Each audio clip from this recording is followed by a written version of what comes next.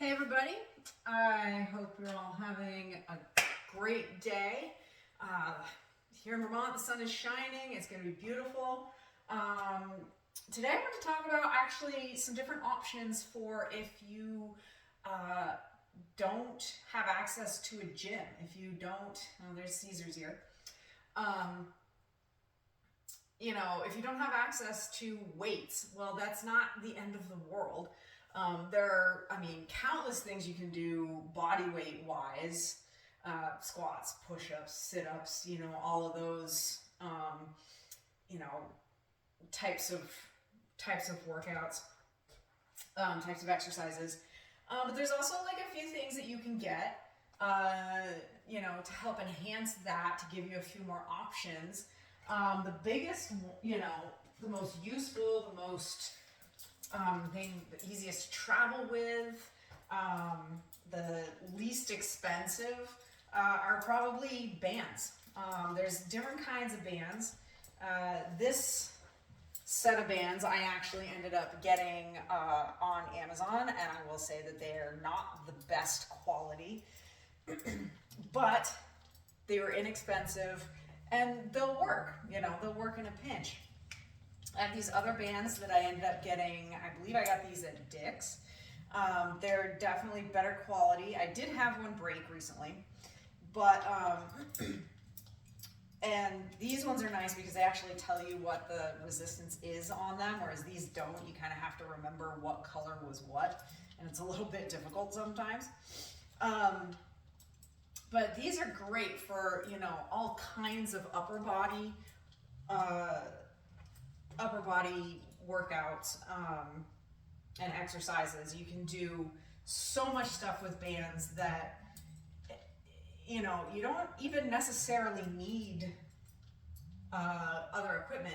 And what's nice about bands that, you don't necessarily get with free weights is that the resistance stays the same throughout the entire movement. Whereas with free weights, you're at a point where, you're always working against gravity, and you get to a point where the gravity is working against you the hardest, and then you get, like, say with a curl, right about here is the most intense part of the lift, and then here it's easier because the gravity's not, the angle of your arm, the gravity's not working against you as hard.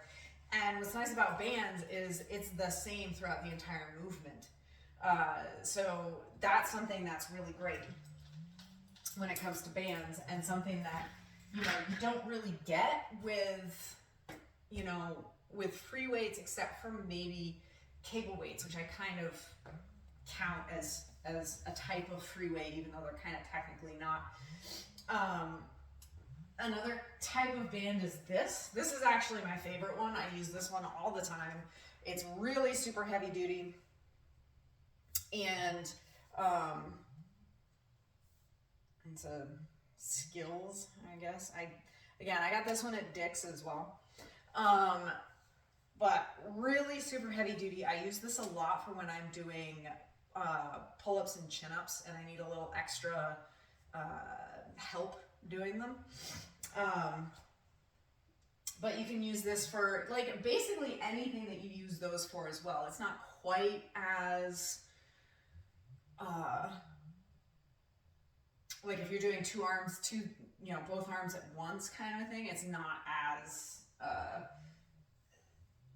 useful, but really useful for like one arm at a time, though it is a lot more resistance. So it's going to be a lot harder than some of these other bands.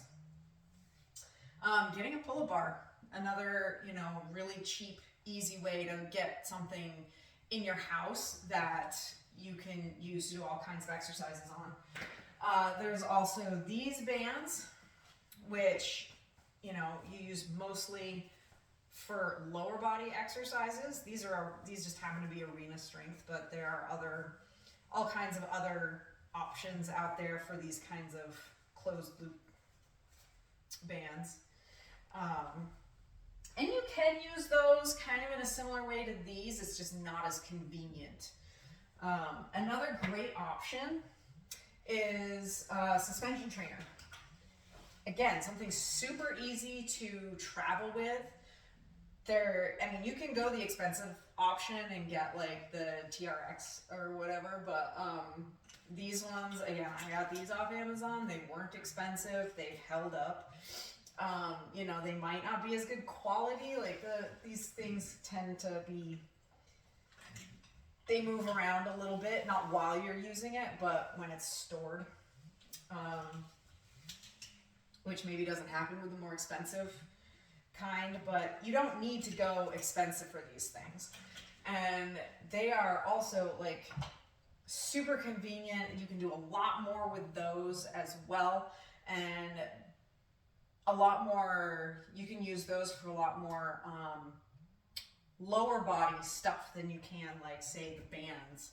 The bands, you know, if I were to have, you know, if I were to not have access to a gym, this is probably what I would go with. I would go with bands for upper body and the resistance trainer for a little bit of both. And what's nice about the resistance trainer too is it challenges your balance in a way that other things, that other, you know, lightweight equipment and stuff don't.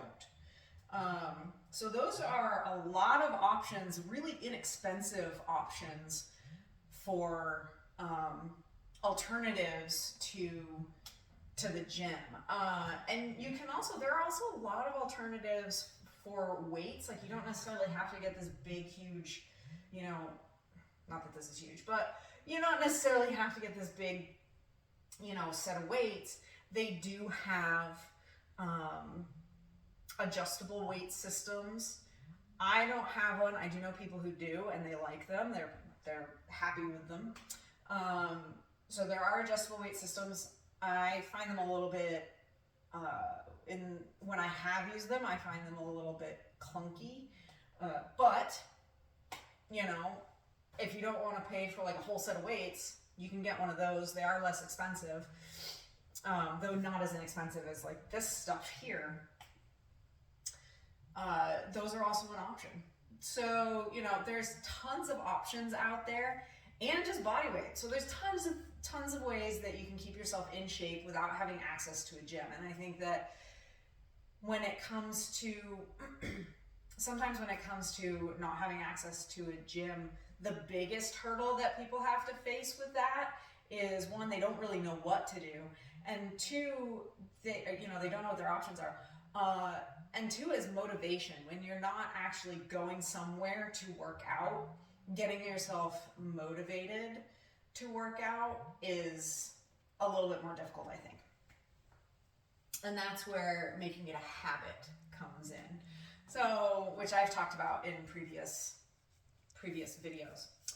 So anyway, I hope you found this at least a little bit useful. If you did, hit the like button, share it, and subscribe to my channel.